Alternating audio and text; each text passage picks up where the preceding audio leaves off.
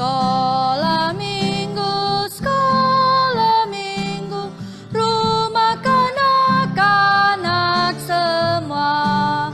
Bakti Allah, cinta bangsa, hidup baru sukaria. Belajarlah kitab suci, cinta Tuhan, gereja maju. Jalankanlah perintahnya, muliakan sepanjang hidup. Ayat 2. La minggu, sekolah minggu, markas kanak-kanak semua. Cari jiwa maju terus, berserah jadi tentara Kristus. Belajarlah kitab suci, cinta Tuhan, gereja maju. Jalankanlah perintahnya, muliakan sepanjang hidup. Nah, kita mau berdoa satu lipat tangan. Satu lipat tangan, dua tutup mata, tiga tunduk kepala, empat kita berdoa. Semuanya lipat tangan, tutup mata, mari kita berdoa. Ikuti lause. Tuhan Yesus, kami sangat bersyukur di hari Tuhan yang baik ini kami boleh datang ke rumah Tuhan untuk beribadah kepada Tuhan. Terima kasih Tuhan, Engkau telah menolong kami, melindungi kami selama 1 minggu yang lalu. Pada saat ini, dengan hati yang penuh sukacita, kami datang memuji nama-Mu dan juga mendengarkan firman-Mu. Berkatilah kami dalam ibadah kami di pagi hari ini. Bantu kami bisa beribadah dengan sungguh-sungguh. Ampuni kami Tuhan dari segala dosa dan pelanggaran kami. Kami serahkan ibadah ini ke dalam tangan Tuhan. Di dalam nama Tuhan Yesus kami telah berdoa dan bersyukur. Amin. Oke, kita akan melanjutkan pujian kita Allah Kuasa. Ini lagu kita sudah kenal semua ya. Jadi adik-adik buka suaranya ya. Allah Kuasa.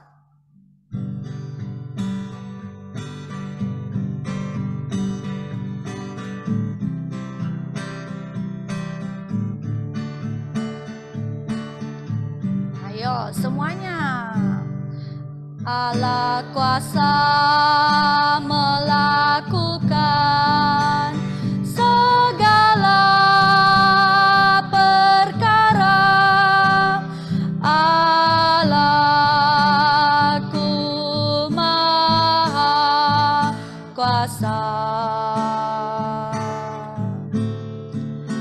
Dia ciptakan seisi dunia, atur segala masa. Allahku Maha Kuasa. Ya, pujian ini sering sekali kita nyanyikan ya, tapi jangan lupa makna dari lagu ini. Ya, menyampaikan kepada kita bahwa Allah kita itu Allah yang lemah atau yang maha kuasa. Allah yang maha kuasa. Ya, dia bisa melakukan apapun, dia menciptakan segala sesuatu, akan menciptakan kita. Ya, kalau dia mampu melakukan segala hal yang besar ini, dia juga mampu menolong kita ya. Nah, jadi Tuhan kita itu Allah yang Maha Kuasa. Jadi kita harus tetap bersandar kepada Tuhan, berdoa kepada Tuhan, memohon pertolongan hanya kepada Tuhan, ya. Nah, jadi ingat ya, Allah kita itu Allah yang Maha Kuasa. Nah, kita akan melanjutkan pujian berdoalah. Jadi ini ada bahasa Indonesianya. Michelle sama Sisi. Ya. Nah, dengarkan dulu ya.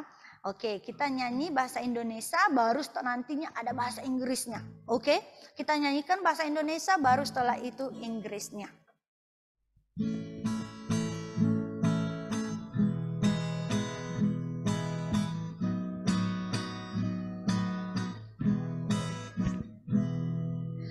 Berdoalah pada pagi, berdoalah pada siang. Buka suaranya. Pada malam agar tetap tentram. Allah mendengarkan doa, menjawab tiap permohonan, menjadikan hati tentram, rasa bahagia. Berbicara pada Tuhan melalui doa-doa, katakan ku cinta Tuhan dalam nama Yesus. Inggrisnya. Whisper a prayer in the morning, whisper a prayer at noon, whisper a prayer in the evening, to keep your heart in tune. God answers prayer in the morning, God answers prayer at noon, God answers prayer in the evening, so keep your heart in tune. Terakhir, Jesus may come in the morning, Jesus may come at noon, Jesus may come in the evening, so keep your heart in tune. Ya, lagu yang sangat indah ya, walaupun agak panjang, tapi ini pujian sangat ya mengajarkan kita bahwa kita harus apa judulnya ini? Harus berdoa, ya. Berdoa setiap saat, dikatakan di sini setiap pagi, ya. Nah, setiap pagi, apakah hanya pagi saja? Tidak ya, dikatakan setiap siang juga. Apakah cukup? Tidak, dikatakan pada malam hari juga. Kita harus berdoa, ya. Bukan hanya 3 kali sehari, setiap saat dimanapun kita berada, ya. Setiap hari kita harus berdoa kepada Tuhan, ya. Karena hanya Tuhan yang bisa melindungi, menolong kita. Jadi kita harus berdoa, bersandar kepadanya, ya. Adik-adik ada berdoa di rumah? Ada? Ya, tetaplah berdoa, ya. Nah, jadi kita mau melanjutkan pujian kita. Marilah puji. Nah, ini lagu Natal ya. Jadi kita nyanyikan lagi untuk pujian ini. Marilah puji.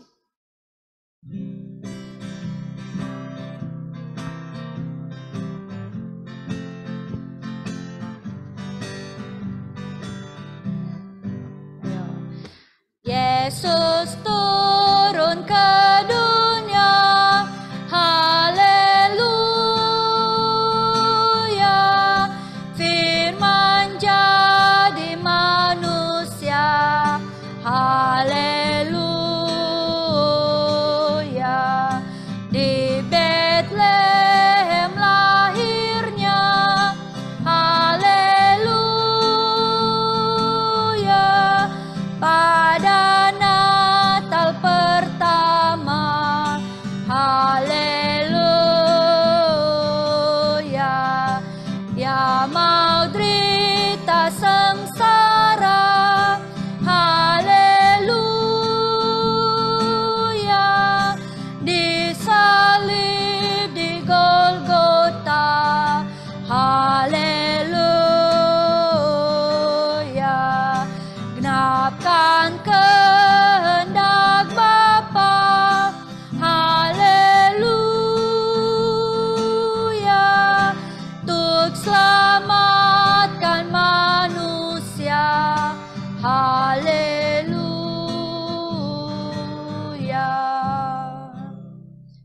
Ya, jadi ini mengingatkan bagaimana Tuhan kita, Tuhan Yesus ya, yang ada di surga, dia rela mau datang ke dalam dunia untuk apa? Ada yang masih ingat? Untuk apa ya Tuhan Yesus datang ke dalam dunia? Lahir di Bethlehem, mati di atas kayu salib. Untuk apa? Rachel, tahu? Masih ingat? Lupa? Fania? Untuk apa Tuhan Yesus datang ke dalam dunia ini? Grace, masih ingat? Kalista, ingat? Kata Kalista untuk menebus dosa-dosa kita. Benar sekali ya. Untuk menebus dosa-dosa kita, menyelamatkan kita. Karena kita adalah orang berdosa yang pantas dihukum di neraka, tapi Tuhan Yesus mengasihi kita. Makanya dia mau datang dari surga turun ke dalam dunia ini. Untuk apa? Menyelamatkan kita ya, melepaskan kita dari hukuman dosa kita di neraka. Jadi kalau kita percaya kepada Tuhan, apakah kita masih dihukum di neraka? Tidak ya, Fania ya, harus ingat ya, semuanya harus ingat tujuan Tuhan Yesus datang. Dia akan membawa kita ke surga kalau kita percaya benar-benar kepada Tuhan Yesus ya. Nah, jadi pujian ini mengingatkan kita akan hal itu kembali. Nah, saat ini kita mau memberikan persembahan kita ya. Persembahan petugasnya SD 3 ya tadi ya, sudah dipilih. Kita sambil mengumpulkan persembahan, sambil menyanyikan pujian ini, persembahan kami. Semuanya buka suara.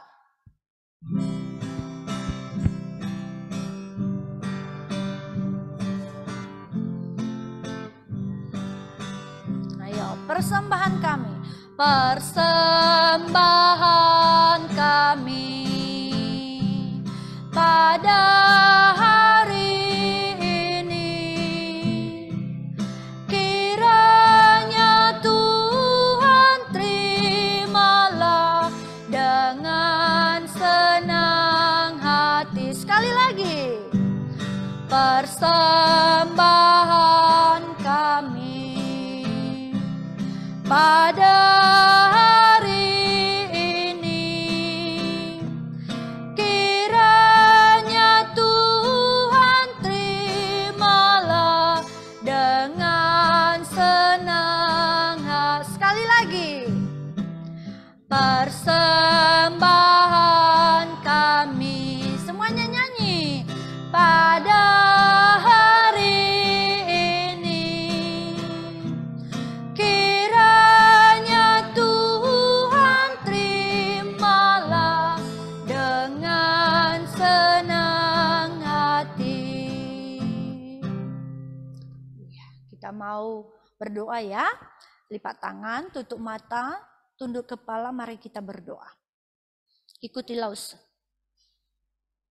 Tuhan Yesus, kami sangat bersyukur karena Tuhan telah mencukupkan segala kebutuhan kami. Terutama Engkau telah menebus kami, menyelamatkan kami dari penghukuman dosa-dosa kami. Sehingga kami, anak-anak yang percaya kepada Tuhan Yesus, boleh diselamatkan dan ada tempat di sorga. Saat ini Tuhan, dengan ucapan syukur, kami telah mengumpulkan persembahan kami. Biarlah Tuhan yang menerimanya. Kami serahkan kehidupan kami selanjutnya. Biarlah Tuhan yang senantiasa mencukupkan kebutuhan kami.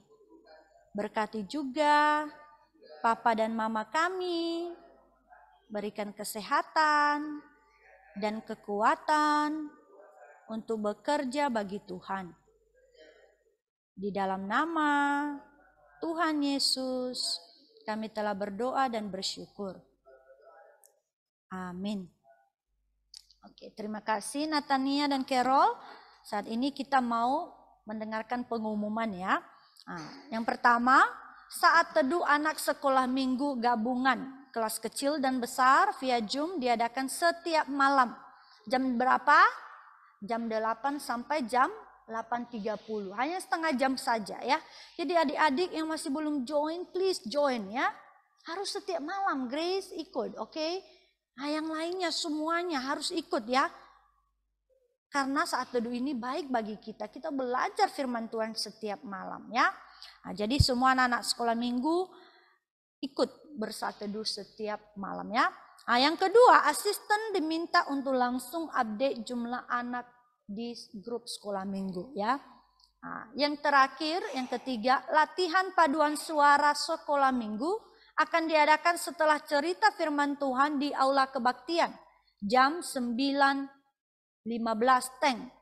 Kelas 1 sampai remaja diundang untuk ikut pelayanan ini ya. Jadi nanti kita akan latihan paduan suara untuk hari ayah. Ya, sebentar lagi hari ayah bulan Juni.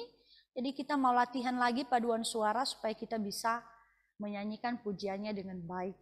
Ya. Nah, jadi itu saja pengumuman kita dan juga puji-pujian kita. Sekarang kita mau bagi kelas. Oke. Nah, kelas kecil di sebelah kiri Lause. Ayo, kelas kecil dulu. Baru kelas tengah di sebelah kanan Lause. Remaja di sini. Oke. Nah, selamat hari Minggu.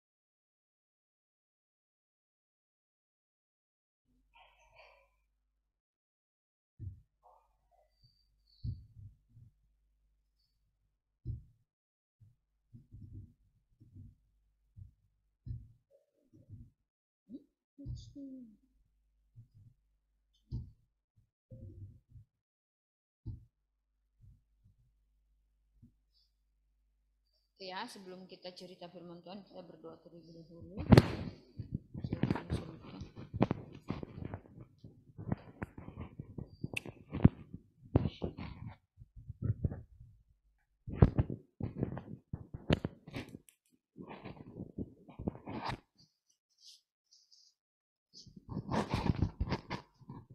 Ya, kita berdoa. Allah Bapa dalam kerajaan surga, pada saat ini Tuhan, kami mau mendengarkan firman-Mu. Mohon Tuhan berkati kami. Tolong agar firman Tuhan ini bisa disampaikan dengan benar, sesuai dengan kehendak-Mu Tuhan. Dan anak-anak bisa mengerti dan bisa percaya dan bisa meneguhkan iman mereka. Dan mereka taat kepadamu seumur hidup mereka. Terima kasih Tuhan. Ini doa dan harapan kami, ampuni dosa kami. Hanya dalam nama Tuhan Yesus kami berdoa. Amin. Oke ya. Kita sekarang sudah masuk dalam pelajaran yang keempat dalam triwulan ini.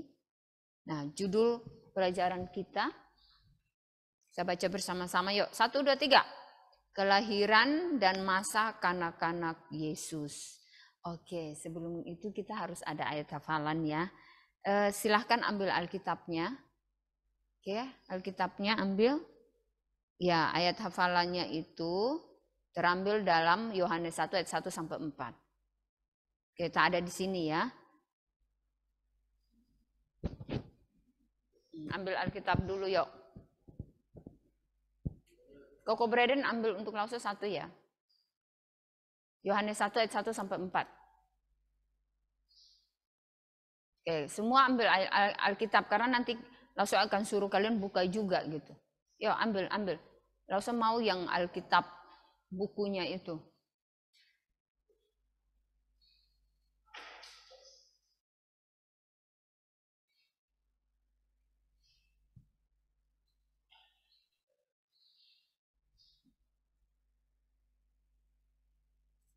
Kasih sayang ya.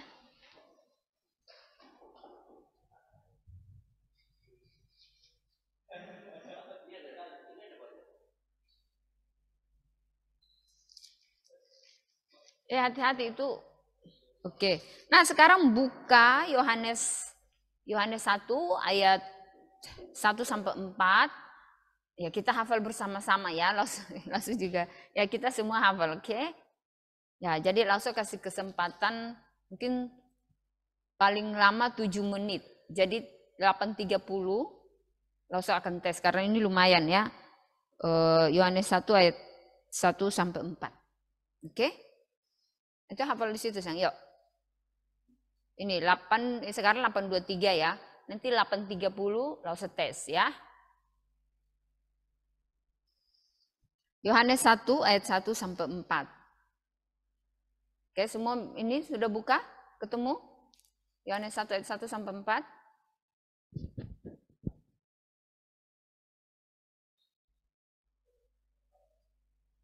Yohanes 1 ayat 1 sampai 4, sayang.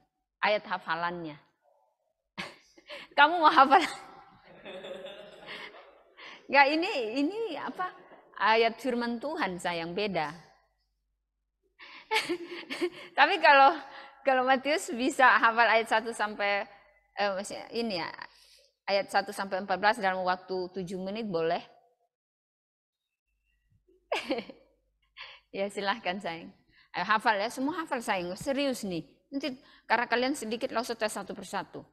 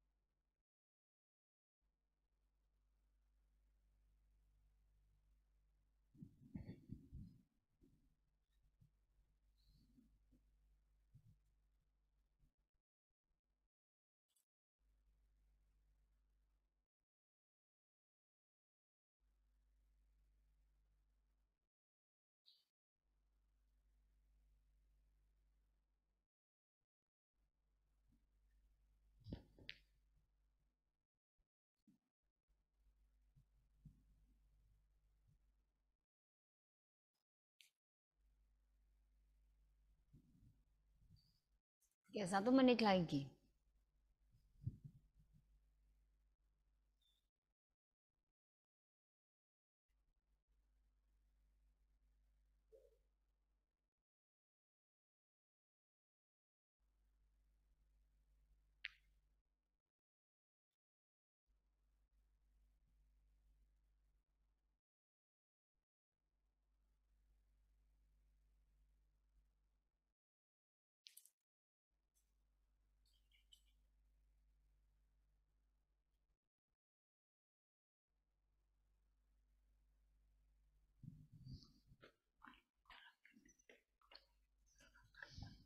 Oke, sudah ya.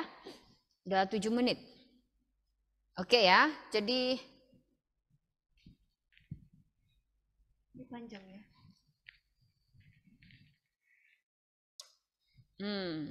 Sekarang kita hafal bersama-sama. Baru gini, lo mau tes aja mulai dari Louis.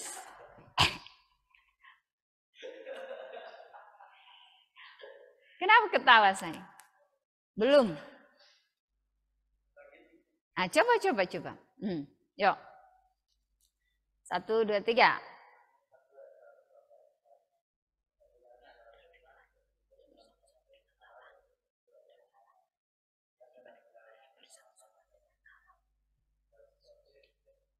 Segala sesuatu oleh dia,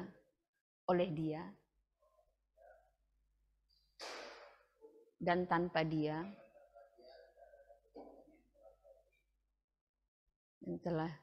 yang tidak ada suatu pun yang telah jadi dari segala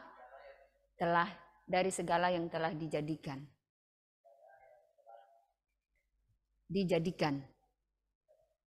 dalam dia ada hidup, dan hidup itu adalah terang manusia. Oke, tak apa. Louis, Ruben. Oke.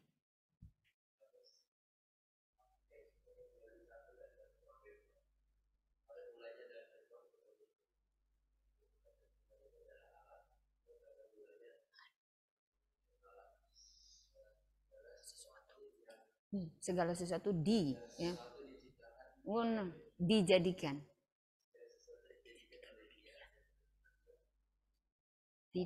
Tidak ada suatu ya, tidak ada suatu pun telah jadi dari segala telah dijadikan, dari segala, tak ada suatu ya, dari segala yang telah dijadikan. Dalam ada hidup, dan hidup itu adalah oke, Koko Braden.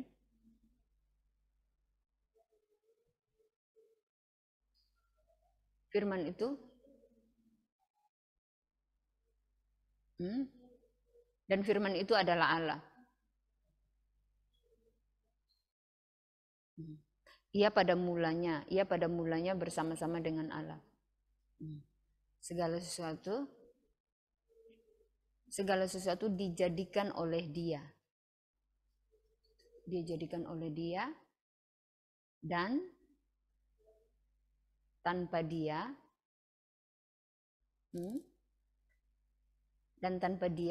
ikut aja sayang. Dan tanpa dia tidak ada suatu pun yang telah jadi dari segala yang telah dijadikan. Oke, tak apa ya. Nanti belajar lagi. Oke, Matius.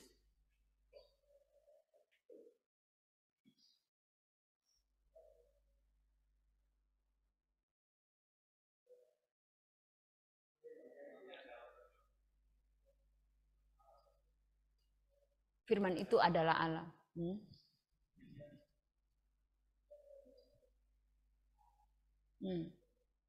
Udah, sampai situ. Segala sesuatu dijadikan dan yang telah jadi, yang telah jadi dari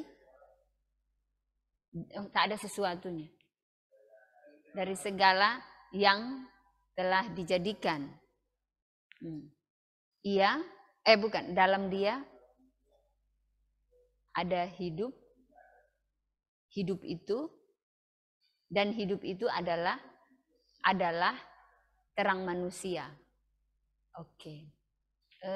Franz.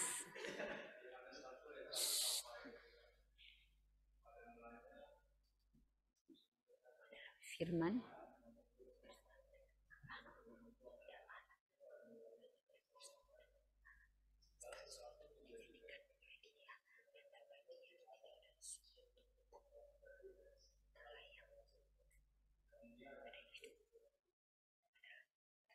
Yay, good, perfect. Oke, lalu Ceris sayang? Belum, nanti hafal ya. Oke, Steve.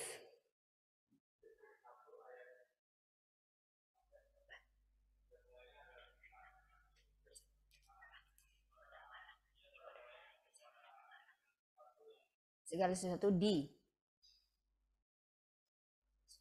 dijadikan.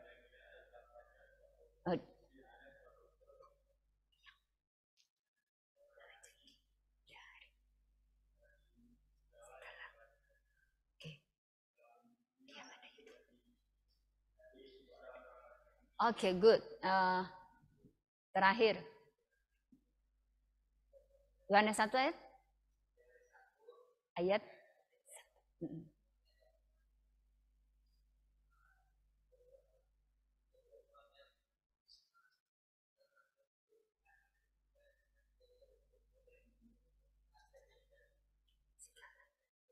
Tak ada sesuatunya.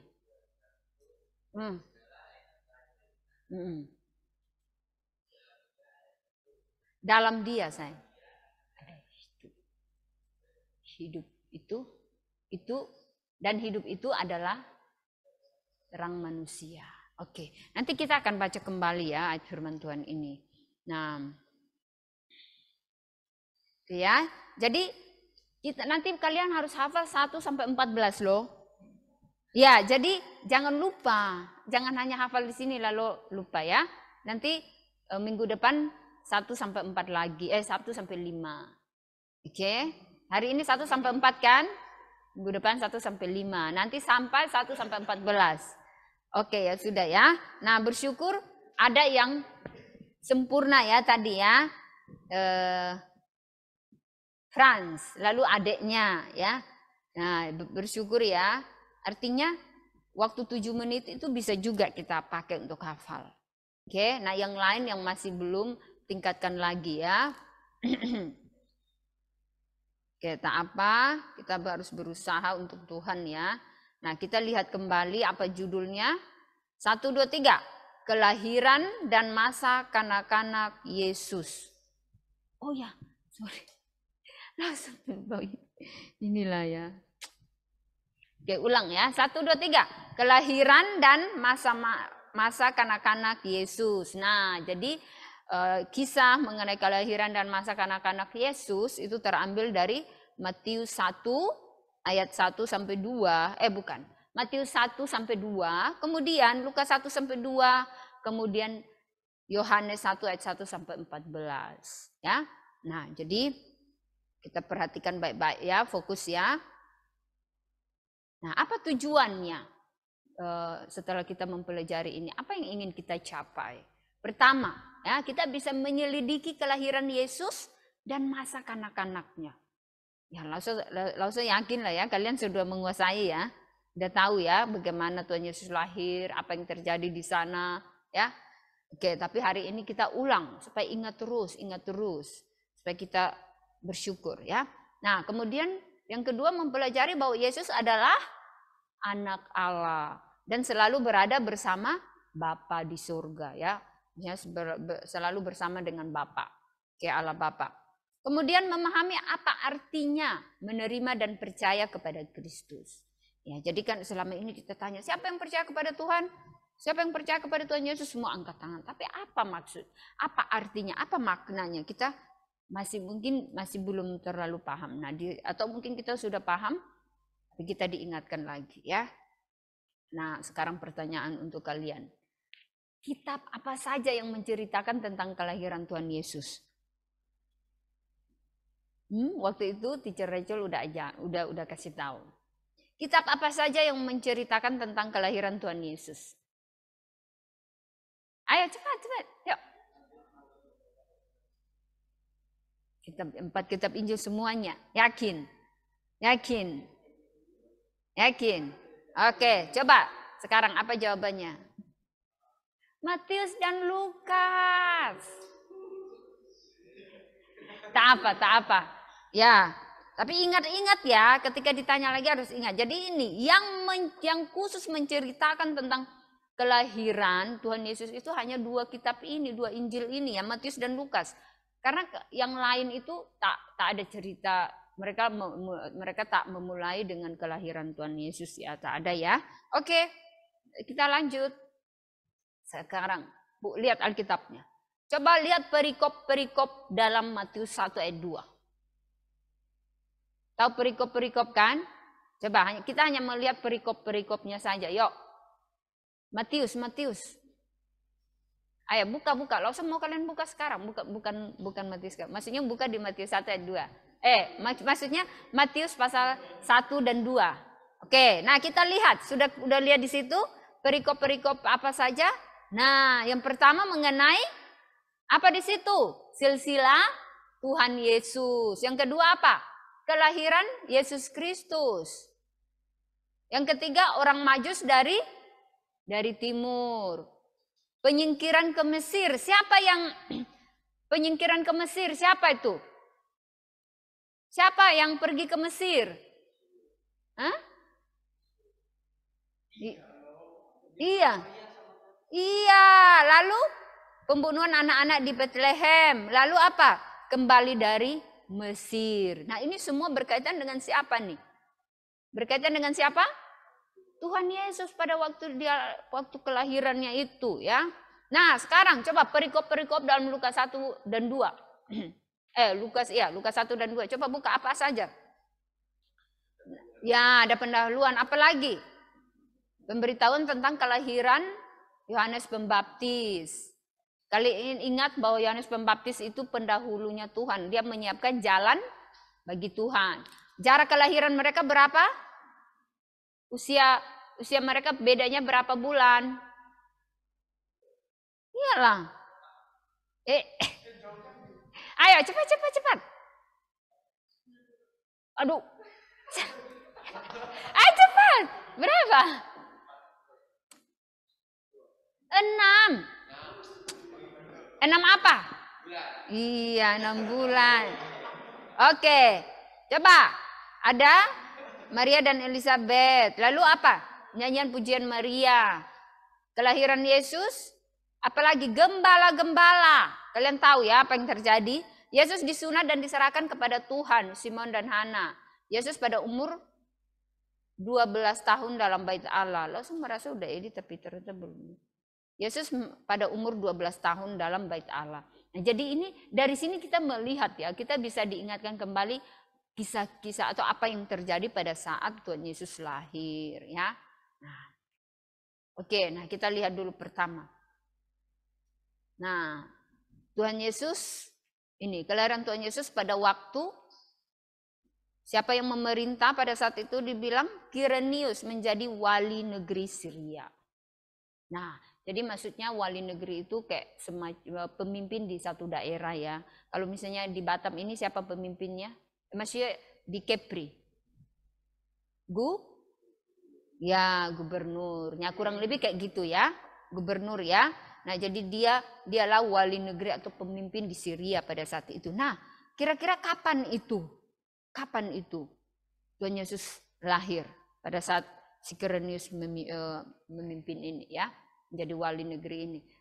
Kurang lebih ya, tak ada yang memastikan persis, tapi ada yang bilang dari tahun 6 sampai 5 sebelum Masehi. Oke? Nah, kayak gitu ya. Itu tahun kelahiran Tuhan Yesus diperkirakan seperti itu ya. Nah, lalu selanjutnya di mana? Oh, udah langsung nampak ya. Nah, di mana Tuhan Yesus lahir? Iya, yang ada lingkar. Ini animasinya tak berfungsi pula di situ. Nah, ini ya di Bethlehem yang ada tanda bintang itu ya. Nah, setelah itu waktu Tuhan Yesus lahir, kalian kalau lihat gambar ini, kalian bisa kasih tahu langsung apa yang terjadi pada malam hari itu? Tertutup ya sayangnya. Ya, ada di situ ya, udah terjadi. Animasinya tuh. Oke, nah jadi coba. Itu udah tertutup, apa yang terjadi? Oke, langsung mau tanya Steve. Apa tuh yang terjadi?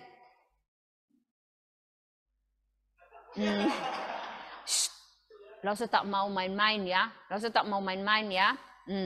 Jadi ya karena sudah ada di situ ya.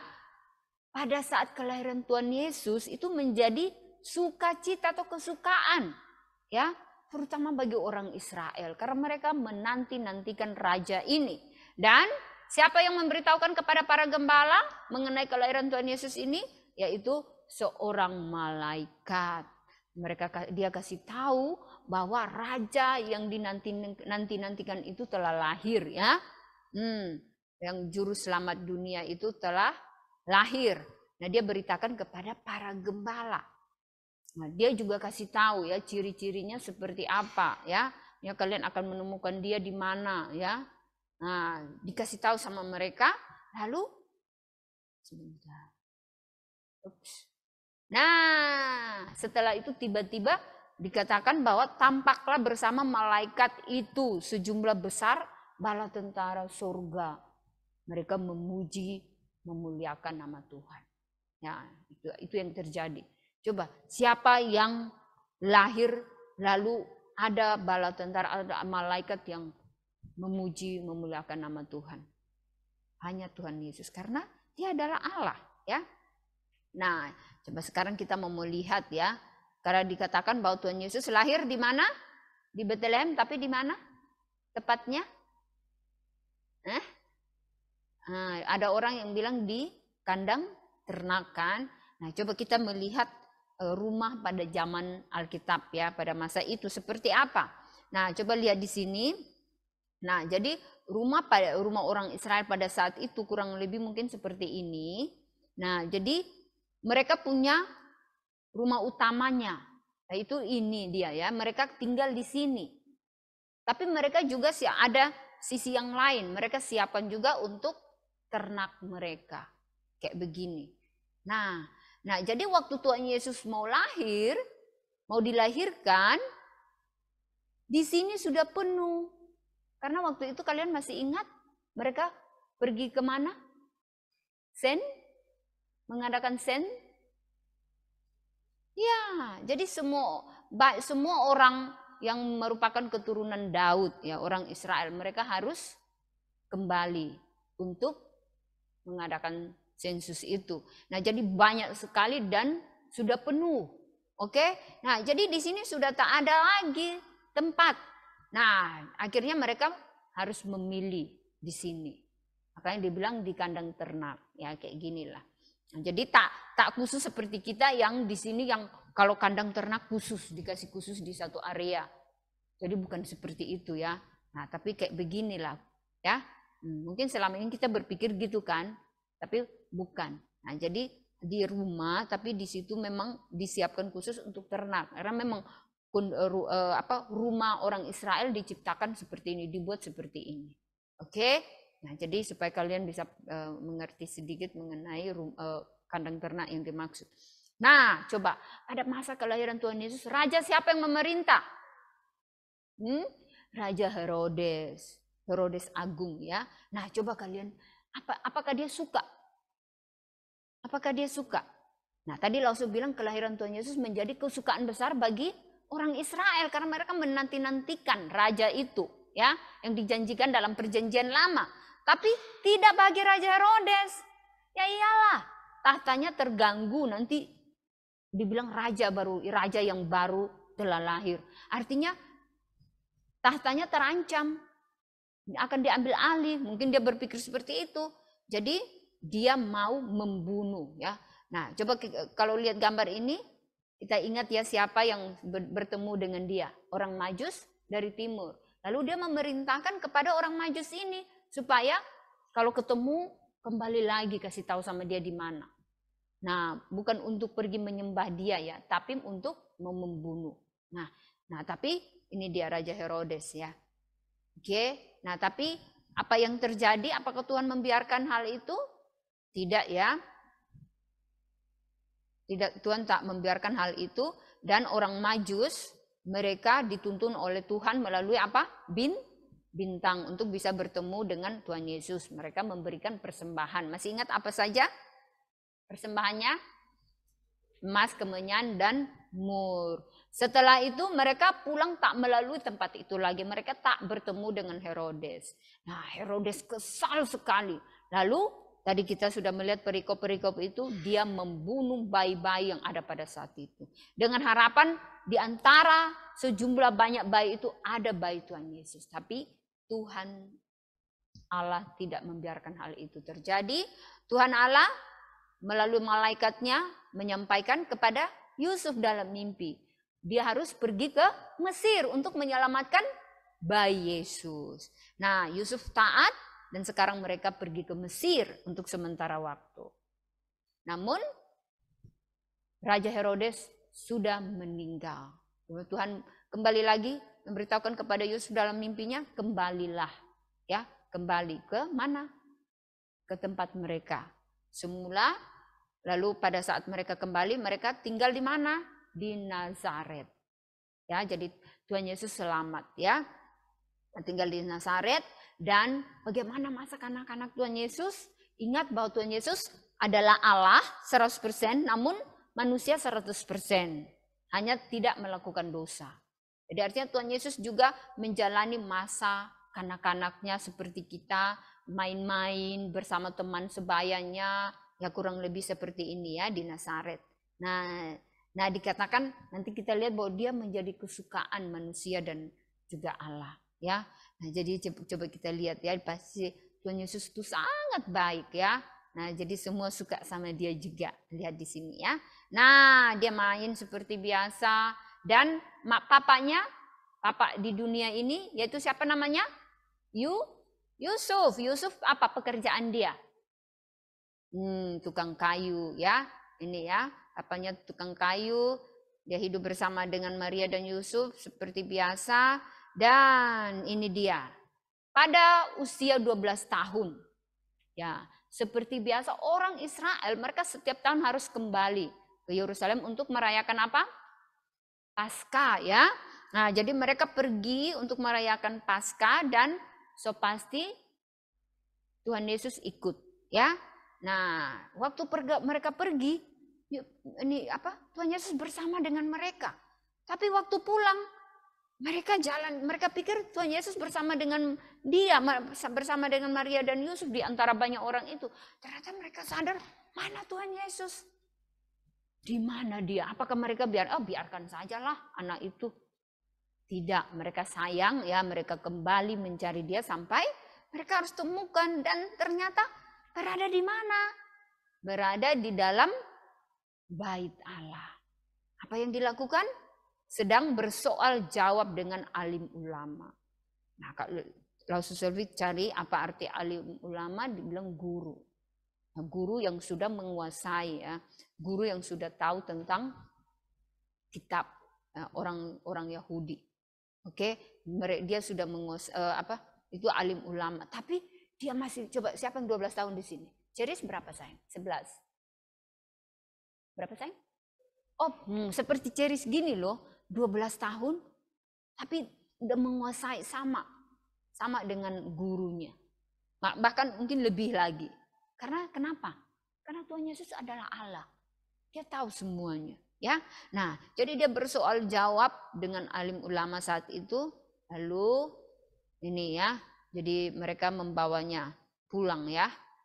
Nah ini dia, mereka membawanya pulang dan dikatakan bahwa Yesus makin bertambah besar dan bertambah hikmatnya dan besarnya dan makin dikasihi oleh Allah dan manusia.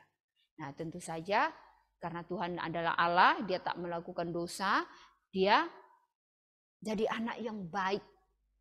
Anak yang tak melawan orang tua, anak yang taat kepada Allah, taat kepada orang tua. Ya, dengan begitu disukai. Benar enggak? Kalau kita baik, kita disukai, benar enggak? Nah, kita jadi anak yang taat kepada Tuhan, ya Tuhan suka sama kita. Tuhan sayang sama kita. Nah, itulah yang terjadi dengan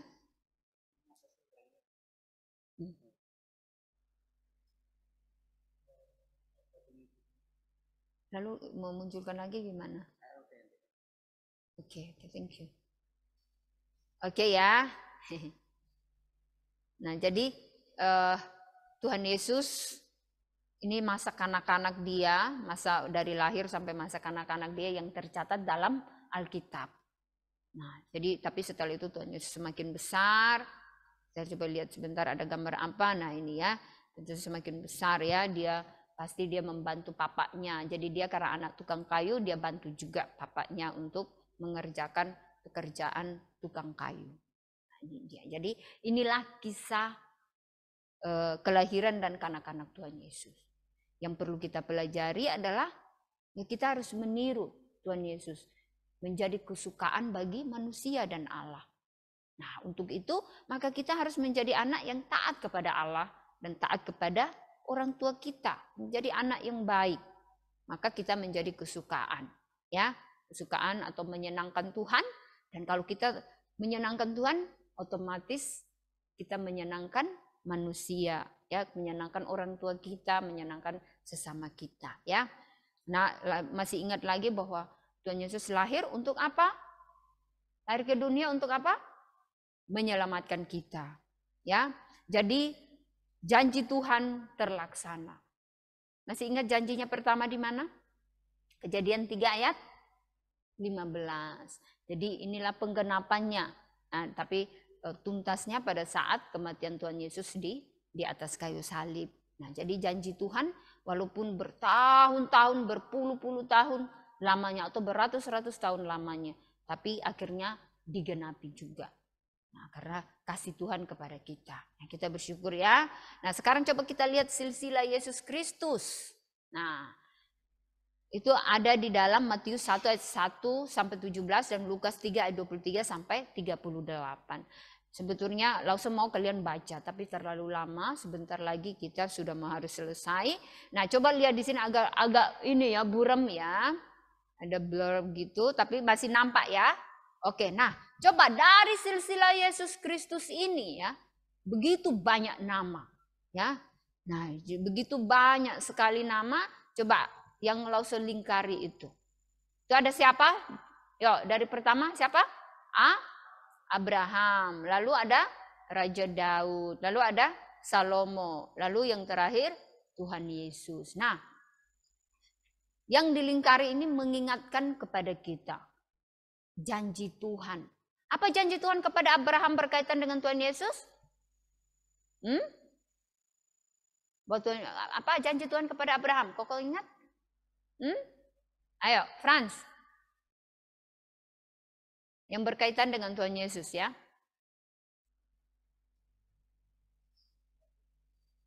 Banyak cucu. Ya, banyak cucu, tapi yang lebih tepatnya. Kenapa? Ya, kenapa saya?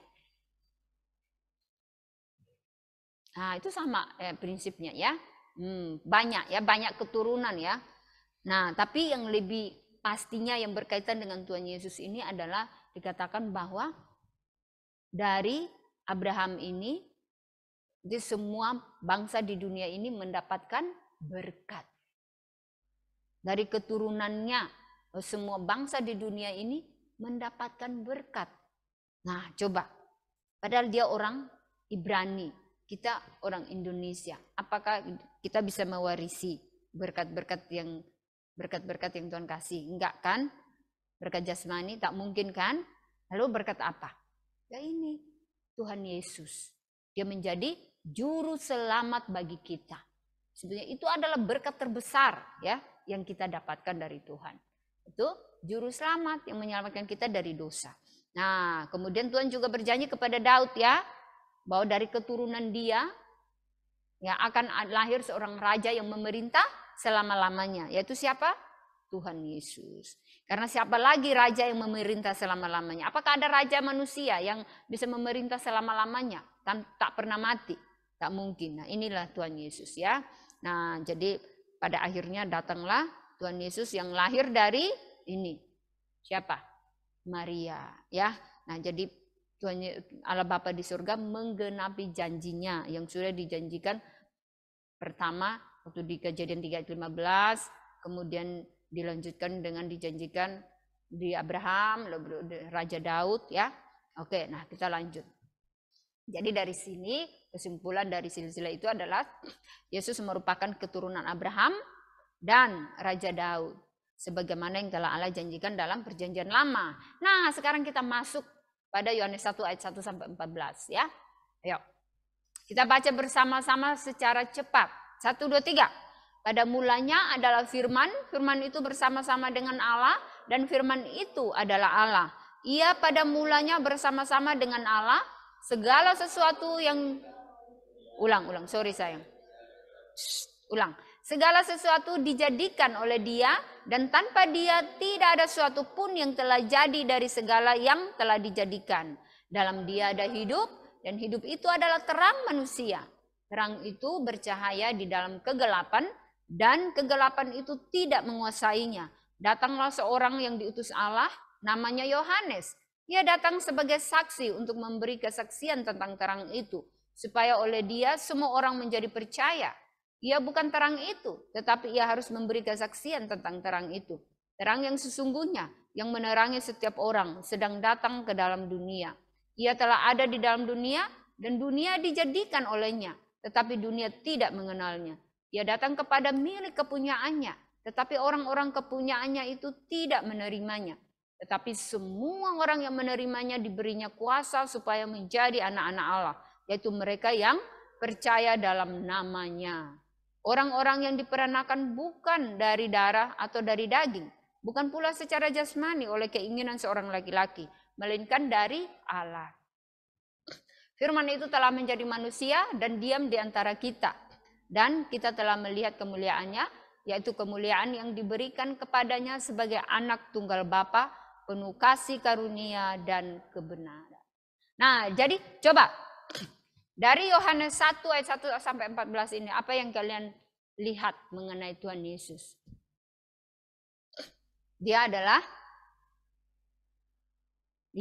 Tuhan Yesus adalah Allah. Lalu apa lagi? Dia bersama-sama dengan Allah Bapa. Artinya apa? Sejak kapan Allah Bapa ada? Ya, simbol ini, kekal. Dari kekal hingga kekal. Artinya Tuhan Yesus adalah Allah. Siapa yang ada dari kekal hingga kekal? Tak ada. Kita orang percaya, kita ada semenjak dalam kandungan ya. Tapi setelah itu kalau kita memang orang percaya, kita akan hidup selamanya. Kita mati, tapi nanti kita akan bangkit kembali. Roh kita, maksudnya fisik kita ini mati, tapi roh kita hidup selama-lamanya. Artinya kita ada mulanya gitu. Tapi Tuhan tak, Tuhan Yesus tak. Ya, dia Allah tak begitu. Dia dari kekal hingga kekal. Nah, jadi apalagi yang kita lihat dari situ? Dari Yohanes 1 ayat 1 sampai 14 ini. Apalagi? Tuhan Yesus adalah Allah, dia bersama-sama dengan Allah, lalu dibilang segala sesuatu dijadikan oleh dia. Artinya apa? Tuhan Yesus adalah pencipta, ya. Lalu untuk apa dia datang ke siapa yang memberikan kesaksian tentang dia? Ada nama siapa tadi? Yohanes, ya. Lalu dia datang ke dunia ini. Ya, untuk apa? Dia datang untuk umat kepunyaannya, tapi mereka tak mengenal dia. Mereka tak mengenal dia, malah menolak dia. Ya. Oke. Namun bagi siapa yang percaya kepada dia, apa? Dia akan dijadikan anak-anak Allah, ya. Oke, kita lihat. Nah, jadi di sini Yesus adalah anak Allah dan selalu bersama-sama dengan Allah Bapa. Lalu Yesus menjadi manusia. Kita sudah tahu lahir dari Maria. Untuk apa? Menjadi juru selamat kita. Oke, nah apa artinya menerima dan jadi menjadi juru selamat kita, tapi tadi saya kasih tahu bahwa yang percaya kepada dia, ya, yang hanya percaya kepada dia. Ini artinya yang menerima dan mempercayai dia. Nah, apa artinya menerima dan mempercayai dia? Mempercayai Yesus Kristus. Coba baca bersama-sama. 1, 2, 3. Menyambut dan meyakini siapakah dia. Ya, jadi kita menerima dia dan meyakini, kita yakin siapakah dia. Yaitu tadi yang sudah diuraikan bahwa dia adalah Allah, dia adalah pencipta, dia adalah juru selamat. Ya. Oke, jadi kita harus yakini, terima. Oke. Lalu firman yang kekal yang melaluinya segala sesuatu diciptakan. Jadi dia pencipta, lalu dia juru selamat yang mati untuk menyelamatkan kita. Nah, ini lebih jelasnya. Yesus Kristus adalah Allah sendiri, artinya ya dia adalah Allah. Oke? Yang datang ke dunia dalam wujud seorang bayi, tumbuh sebagai seorang anak laki-laki, menjalani hidup yang sempurna. Ya, mati di atas kayu salib untuk menebus dosa-dosa umatnya dan kemudian bangkit dari antara orang mati. Jadi kita harus percaya ini satu paket yang tak bisa kita pilih-pilih, ya. Oh, saya hanya percaya dia adalah Allah.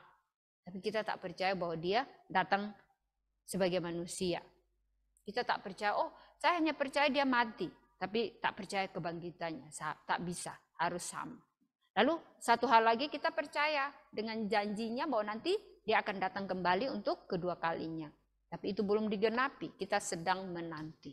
Tapi pasti akan terjadi. Ya, oke. Nah sekarang, apa yang Allah janjikan bagi mereka yang menerima Kristus dan percaya dalam namanya? Siapa yang bisa jawab? Tadi langsung sudah sebut berulang kali. Ceris bisa jawab saya? Apa saya? Apa yang Allah janjikan bagi mereka yang menerima Kristus dan percaya dalam namanya? Frans. Iya, menjadikan mereka anak-anak Allah. Tetapi semua orang yang menerimanya diberinya kuasa supaya menjadi anak-anak Allah, yaitu mereka yang percaya dalam namanya. Jadi tadi Tuhan Yesus datang untuk umat kepunyaannya, tapi umat kepunyaannya tak menerima dia. Hanya yang menerima dia dijadikan sebagai anak-anak Allah. Yaitu kita semua yang percaya kepada Tuhan Yesus. Kamu senang gak menjadi anak-anak Allah? Jadi anak-anak raja aja senang banget, anak raja di dunia ini. Atau tak usah anak raja lah. Jadi anak orang kaya aja senang banget ya. Apalagi jadi anak raja, senang banget. Apalagi jadi anak Allah, raja di atas segala raja. Kita senang ya. Nah, jadi Allah memberikan kepada mereka hak untuk menjadi anak Allah. Lalu apalagi? Apakah cukup sampai di situ? Tuhan menjadikan kita anak-anaknya. Tapi setelah itu Tuhan peliharakan hidup kita secara jasmani dan juga rohani kita. Iman kita Tuhan peliharakan. Melalui ini Roh Kudus. Jadi setelah Tuhan Yesus ke surga, Tuhan Yesus mengutus Roh Kudus. Nah ini Roh Kudus menjadikan kita bertumbuh dalam mempercayai Kristus dan menjadi lebih serupa dengan Tuhan Yesus. Makanya kita punya karakter-karakter yang baik. Ya. Nah jadi ini dalam pikiran kita. Yang kita pikirkan apa? Harus berkenan dengan Tuhan Yesus. Artinya pikirkan hal-hal yang tak ada dosa. Kayak gitu. Misalnya timbul, tapi kita ingat, oh saya ini anak-anak Allah, saya tak boleh. Kemudian perkataan. Kata-kata yang keluar dari mulut kita. Itu harus yang berkenan kepada Tuhan. Nah, itu perbuatan Roh Kudus. Roh Kudus yang mengingatkan kita. Ketika kita mau mengeluarkan kata yang kotor, kita oh saya anak-anak Tuhan. Roh Kudus mengingatkan kita. Jadi kita tak mau mengeluarkan kata-kata yang kotor. Tindakan kita, perbuatan kita. Ketika kita hendak mau melakukan dosa, kita ditegur. Kita tiba-tiba ingat, saya tak boleh. Itu dosa. Jadi saya tak boleh lakukan. Nah itu menurut kalian pekerjaan siapa? Pekerjaan Roh Kudus yang menuntun kita, mengingatkan kita, ya, menyadarkan kita. Nah ini, jadi Tuhan itu menjadikan kita anak-anak Allah, tapi Dia peliharakan kita. Ya, kalian masih ingat kalau anak raja itu ada pengawalnya, benar nggak? Kemana-mana dikawal. Nah, kita anak-anak Tuhan, kemana-mana kita dikawal juga. Kita dituntun oleh Tuhan sendiri.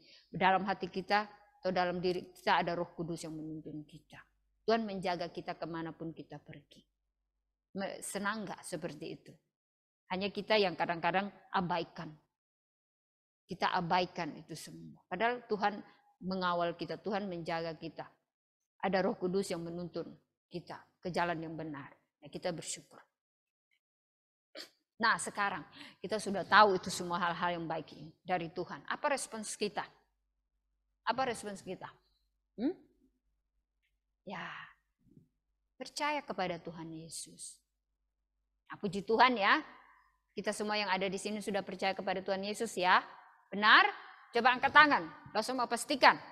Benar? Ya, nanti langsung tak mau 10 tahun kemudian. Udah rubah nama. Yang tadinya Matius jadi apa? Apa? Matius jadi apa? Ya. Ini contoh sayang ya. Contoh, jangan tersinggung. Ini contoh saja. Oke, lalu apa lagi? Itu karena biasa begitu karena menikah. Atau karena tahta. Ada orang yang hanya karena mau kekuasaan lalu tukar imannya. Jangan sampai ya. Nah, jadi percaya kepada Tuhan Yesus, langsung mau ingatkan yang dimaksud dengan percaya kepada Tuhan Yesus itu percaya Dia lahir sebagai manusia, kemudian mati di atas kayu salib, bangkit pada hari yang ketiga, kemudian nanti Tuhan Yesus datang kembali. Oke, percaya. Semua perkataan Dia, semua tentang Dia kita percaya. Oke, lalu kita harus taat kepada Tuhan Yesus. Kita harus taat kepada perintah-perintahnya. Dia bilang kita datang beribadah setiap hari Minggu. Dia mau kita belajar banyak tentang Dia. Ya, melalui saat teduh, kita ikut saat teduh. Baca dan merenungkan firman Tuhan setiap hari. Melakukan apa yang Dia kehendaki dalam kehidupan kita hari lepas hari. Ya, oke, nah jadi ini sudahlah 9:15 atau 9:12? Oh 9:15 ya. Oke, nah jadi kita bersyukur kita diingatkan lagi mengenai kisah kelahiran Tuhan Yesus dan masa kanak-kanaknya. Kita bisa tiru apa yang Tuhan Yesus lakukan ya. Nah, kita bisa tiru, kita bisa terapkan dalam hidup kita dan kita diingatkan lagi mengenai janji keselamatan yang diberikan biar iman kita diteguhkan. Supaya kita terus ikut Tuhan Yesus, percaya kepada Dia dan taat kepada Dia selama-lamanya ya. Kita bersyukur untuk firman Tuhan hari ini. Kita berdoa. Tuhan, terima kasih karena kelahiran-Mu menjadi kesukaan bagi umat-Mu, karena Engkau adalah Raja di atas segala raja, dan Engkau datang untuk menyelamatkan kami manusia yang berdosa ini sehingga kami bisa memperoleh kehidupan kekal di surga. Tuhan juga memberikan Roh Kudus kepada kami, menuntun kami ke jalan yang benar. Terima kasih Tuhan, dan biarlah kami hidup terus ikut Tuhan dan taat kepada Tuhan selamanya. Ini doa dan harapan kami, ampuni dosa kami, hanya dalam nama Tuhan Yesus kami berdoa dan bersyukur. Amin.